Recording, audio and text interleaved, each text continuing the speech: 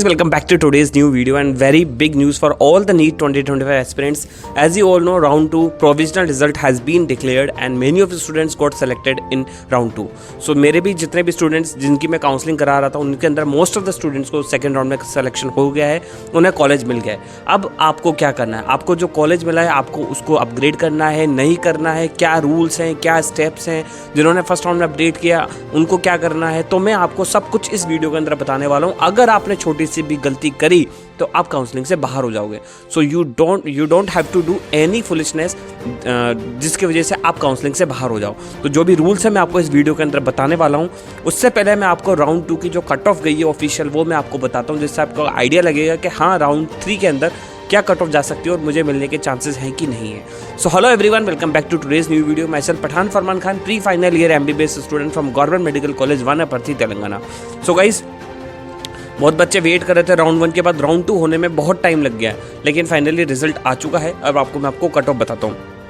So for general category all India rank is 24,949। It means 25,000 तक आपको general के through आपको ऑल इंडिया के अंदर कॉलेज मिला है। सेकंड जो रैंक है for OBC category it is 25,108। For EWS category it is 28,920। For SC category it is 1,32,649 and for ST category it is 1,56,601. So this is the official cutoff for NEET 2025 MBBS round 2 15% all India quota MCC counseling. So now I am going to tell you the rules which you must know before doing anything.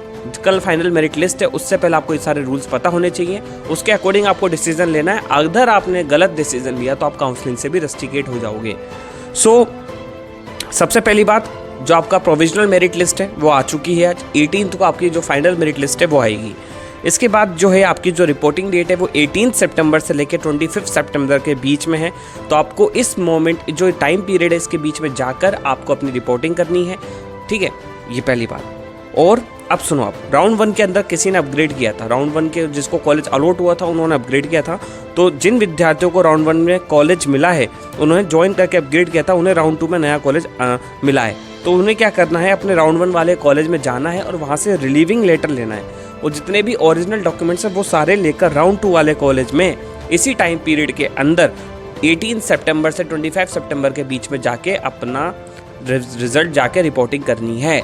समझे आप? जिन students को round 1 के अंदर college allot हुआ था, उन्होंने upgradation किया था, उनको राउंड 1 वाले कॉलेज में जाकर अपने सारे रिलीविंग लेटर के साथ आपको आपके जितने भी ओरिजिनल डॉक्यूमेंट्स हैं वो उठाने हैं और न्यू कॉलेज के अंदर जो आपको सेकेंड राउंड में अलॉट हुआ वहाँ जाकर आपको रिपोर्टिंग करनी है इन लिमिटेड टाइम, जो कि 18 सितंबर से 25 सितंबर के बीच में है।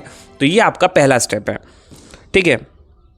और इस वजह से कई स्टूडेंट ऐसे बोलते हैं कि सर हमें राउंड 1 वाला ही कॉलेज चाहिए, तो वो पॉसिबल नहीं है।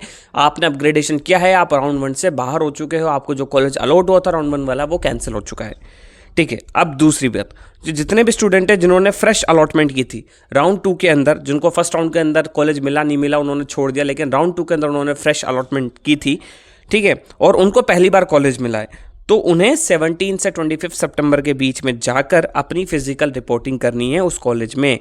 ये आपका सेकंड के लिए, सेकंड आपका रूल।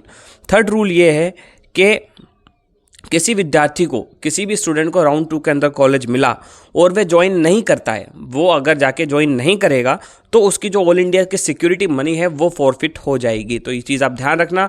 जितने भी स्टूडेंट हैं तो उनको क्या करना है वो उनके ऊपर डिपेंड है, उनको स्टेट के लिए रुकना है या उनको कॉलेज में नहीं लेना है पार्टिसिपेट, क्योंकि अगर ऑल इंडिया काउंसलिंग ज्वाइन कर लेंगे तो वो स्टेट काउंसलिंग से बाहर हो जाएंगे। तो आपको बहुत सोच समझ के काउंसलिंग करानी है, ठीक है। और कोई स्टूडेंट जो राउंड 3 में भाग लेना चाहता है तो उसे सिक्योरिटी मनी वापस जमा करानी पड़ेगी। राउंड 2 से बाहर निकलना है, स्टेट के लिए वेट करना है, तो जो उसकी सिक्योरिटी मनी है वो फॉरफिट हो जाएगी और राउंड 3 में वापस उसे सिक्योरिटी मनी डिपॉजिट करनी पड़ेगी फॉर फ्रेश रजिस्ट्रेशन, ठीक है। अब जिन स्टूडेंट्स को राउंड 2 में कॉलेज मिला है लेकिन वे ज्वाइन करना नहीं चाहते हैं, ठीक है, तो उन्हें कुछ करने की आवश्यकता नहीं है। उन्हें जो उनका जो कॉलेज है वो अपने आप जो होगा कैंसिल आउट हो जाएगा। आपको रिपोर्टिंग नहीं करोगे तो आप बाहर हो जाओगे। इसके बाद कि भाई किसी विद्यार्थी को स्टेट कोटा राउंड 1 में कॉलेज ज्वाइन कर लिया है किसी ने और अब ऑल इंडिया राउंड 2 में कॉलेज उसे मिला है, लेकिन वे ऑल इंडिया राउंड 2 का कॉलेज ज्वाइन करना चाहता है, तो ऐसे विद्यार्थी को स्टेट कोटा में जो कॉलेज अलॉट हुआ है उसे जाकर रिज़ाइन करना अनिवार्य है। आपको वहाँ जाकर रिज़ाइन करना पड़ेगा और ऑल इंडिया राउंड 2 के अंदर कॉलेज ज्वाइन जो मिला है उसे अलॉट ले सकते हो। ठीक है, और ठीक है, तो आपकी जो रिज़ाइन की डेट है वो आजकल में आ जाएगी, तो आपको इसी मोमेंट पे जाके आपका रेजिग्नेशन करना है और उसके बाद आपको राउंड 2 का जो कॉलेज है वो ज्वाइन कर लेना है। ठीक है, तो ये टोटल मैंने आपको समझा दिया है। और रिपोर्टिंग एडमिशन डॉक्यूमेंट वेरिफिकेशन, कुछ भी डाउट है, क्वेरी है, you can personally contact me on my Instagram handle @medicopathan, और my Telegram channel, link is in the description. I will connect you and I will definitely give you the best possible answer according to your question and queries. So don't worry guys, you have any query, you can contact me and connect me. I will send you everything. So thank you so much watching this video. If you like the video के helpful था तो आप please ज़रूर like करना, subscribe करना, अपने दोस्तों में शेयर करना. That's all I want from you guys and thank you so much watching this video. All the best.